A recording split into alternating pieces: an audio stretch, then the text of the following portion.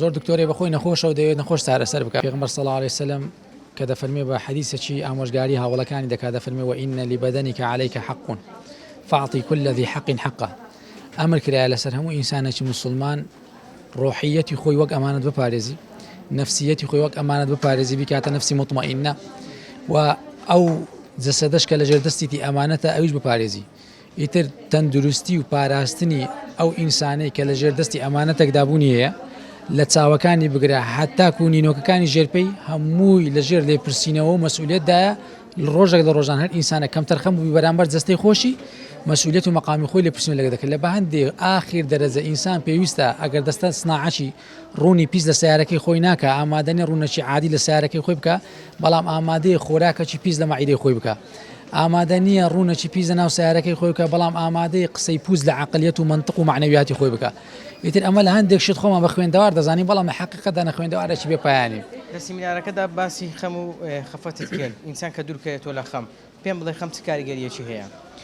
بەخوای خەم دوو ناحیە هەیە، یانەوەتە ئینسان بە یەک جاری دەکوژی، جەستەکی جوڵەی پێدەبەخشی، جەستەکی جوڵاو، یانەوەتە بە یەک جاری وای دروست دەکات، وەک عەرەب دەڵێ ئەگەر ئەو زەربەیەی ئەو هێز و زبرەی کە پشتی مرۆڤ نەشێنی بەهێزتری دەکات، معنەویاتی پێدەدا و مەناعی پێدەبەخشی. جا ئینسان لە بەرامبەر خەم ئەگەر بە خەمەکەی بڕوانی وەک ئەوەی فی السەڕائی شەکر وفی الضەڕائی سەبر، کە پێغەمبەر دەفەرمێ عەلەیهی سەڵات وسەلام لە خۆشیەکاندا شکری لەسەر بکە و لە ناخۆشیەکاندا سەبری لەسەر بگری، ئەوە دەبتە هێزێکی معنەوی لە دنیا و قیامەتی معنەویات و مەناعەش پێ پەیدا دەکات. بەڵام ئەگەر بێت و بگاتە حالەتەشی ئەوە کە ئینسان بە شکست بڕوانیتن و شکستەکە شکست پێ بینێتن، ئیتر الفاتحة على هذا الإنسان. گرنگە و کەسێک کە تووشی نەخۆشیەکە دەبێت بە هیواوە بژی. وەڵام پێی ناڵێم تووشی نەخۆشی بۆم دەڵێم نیعمەتێکی پێدرایەوە و پێویستە شکرانە لێسە بکە. نەخۆشی نیعمەتە لە ئینسانی مسلمان. دکتۆر چۆن مامەڵە لەگەڵ ئەو نەخۆشەدا بکایە؟ ئەو کەسێک کە تووشی شێرپەنجە دەبێت چۆن مامەڵە لەگەڵدا بکات، چۆن وای لێ ڕابێنێ کە ئەو نەخۆشیە چابوونەوەی هەیە، ئەگەری مردنی وەکو چۆن ئەگەری مردن هەیە لە هەماندا ئەگەری درێژدانی ژیانیش هەیە. قوربانە من جار یەکەم دەبی پێویستە بزانن دکتۆرەکە بەخۆی نەخۆشە یانە.